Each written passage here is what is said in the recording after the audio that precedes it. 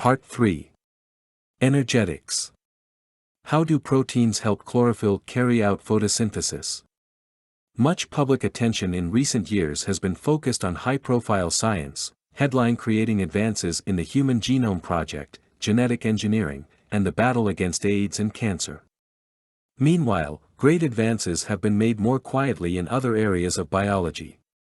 Among the greatest of these achievements has been the unmasking in the last decade of the underlying mechanism of photosynthesis.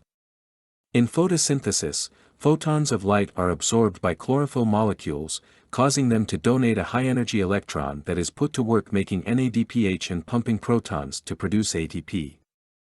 When researchers looked at the light-absorbing chlorophylls that carry out photosynthesis more closely, they found the chlorophylls to be arranged in clusters called photosystems, supported by proteins and accessory pigments.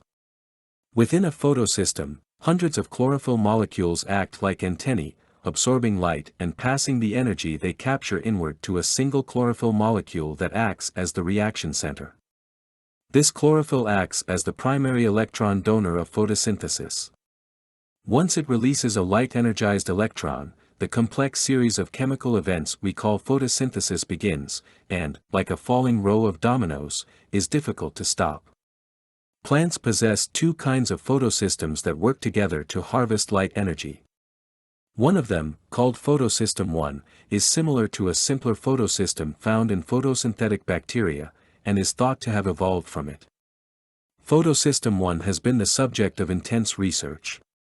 In its reaction center, a pair of chlorophyll molecules act as the trap for photon energy, passing an excited electron onto an acceptor molecule outside the reaction center. This moves the photon energy away from the chlorophylls, and is the key conversion of light energy to chemical energy, the very heart of photosynthesis.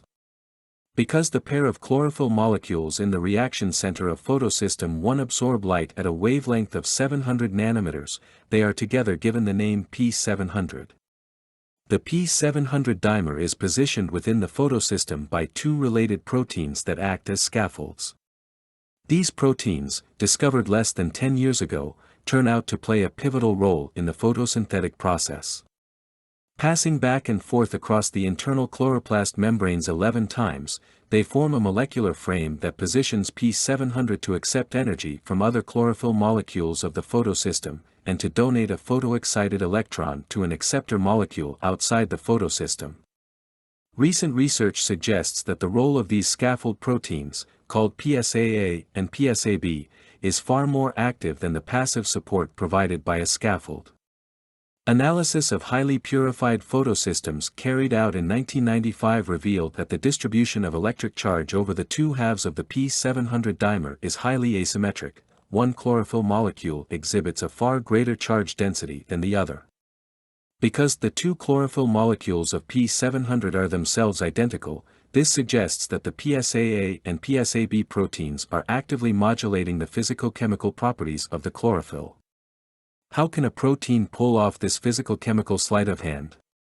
Just what are these proteins doing to the chlorophyll molecules? To look more closely at what is going on, you have to first figure out what part of the protein to look at. One way to get a handle on this problem is to compare the amino acid sequences of PSAA and PSAB with that of the bacterial photosystem from which they are thought to have evolved. It is likely that such an important part of the sequence would have been conserved and will be found in all three. Several sequences are indeed conserved, but most of them prove not to interact directly with chlorophyll. One, however, is a promising candidate. A single amino acid in the helix X domain, that is, the 10th pass of the PSAB protein across the membrane, dubbed as 656, is conserved in all sequences, and is positioned right where the PSAB protein touches the P700 chlorophyll, see above. This amino acid, a histidine, has become the focus of recent efforts to clarify how proteins help chlorophyll carry out photosynthesis. The experiment. To determine the importance of his 656, and more generally of the helix X domain of the PSAB protein, Professor Andrew Weber of Arizona State University, working with his research team and a group of Professor Wolfgang Lubitz at Technische Universität Berlin, has created site-directed mutations of his 656 in the photosynthetic protist Chlamydomonas reinhardtii. C. reinhardtii is widely used to study photosynthesis because of the ease with which lab experiments can be done. Weber and his collaborators set out to change the amino acid located at position 656 of PSAB, and then to look and see what effect the change had on photosynthesis. If his 656 indeed plays a critical role in modifying the P700 chlorophylls, then a change at that position to a different amino acid should have profound effects. Creating PSAB proteins mutant at position 656.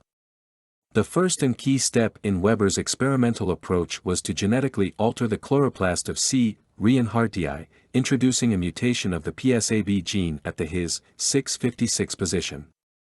To do this, the team employed site-specific mutagenesis to construct mutant plasmids PHN, B656, and PHS, B656, inserting a gene carrying either the SER or ASN amino acids in place of his. The two mutation-carrying plasmids were then cloned into C. reinhardtii, cells carrying the mutant plasmids isolated, and presence of the mutated gene directly confirmed by sequencing the DNA. Characterizing the effects of 656 mutations. Once researchers confirmed that the C. reinhardtii chloroplast DNA now contained the mutant forms of the PSAB gene, they proceeded to test the function of the mutated PSAB protein in coordinating P700, examining interior thylakoid membranes isolated from the chloroplasts. To do this, the researchers measured the oxidation midpoint potentials of the P700 complexes, an indication of how tightly the chlorophyll molecules are holding onto their electrons. The results. The results of the examination of the oxidation midpoint potentials revealed that the influence of the PSAB protein on P700 had been profoundly altered by the mutations. The midpoint potential of P700 in the wild type was determined to be 447 plus 6 MV, while the midpoint potential had increased to 487 plus 6 MV in both the PSAB mutant I, HN, B656, and the PSAB mutant II, HS, B656, see Graph A. This increase in the oxidation midpoint potential by approximately 40 MV indicates that the mutations to the his residue significantly altered the redox property of P700 and, therefore, that his 656 is closely interacting with one of the chlorophyll molecules of the P700 dimer. These results and this conclusion are further supported by changes observed in the spectral properties of the mutants and wild type, see Graph B. There is a reduction and a slight shift in the 696 nanometers bleaching band, dip in absorbance, in PSAB mutant I toward the blue end of the spectrum and a new bleaching band appearing at 667 nanometers, both changes in the spectral properties of chlorophyll induced by the mutational changes in the PSAB protein. Ultimately, the researchers conclude that the his 656 of PSAB directly coordinates the central magnesium atom of one of the two chlorophyll molecules of P700. Their results are consistent with a model of photosystem 1 in which the first 6 spans of PSAB constitute an antenna domain for receiving energy from other chlorophylls and the last 5 membrane spans interact with the P700 reaction complex.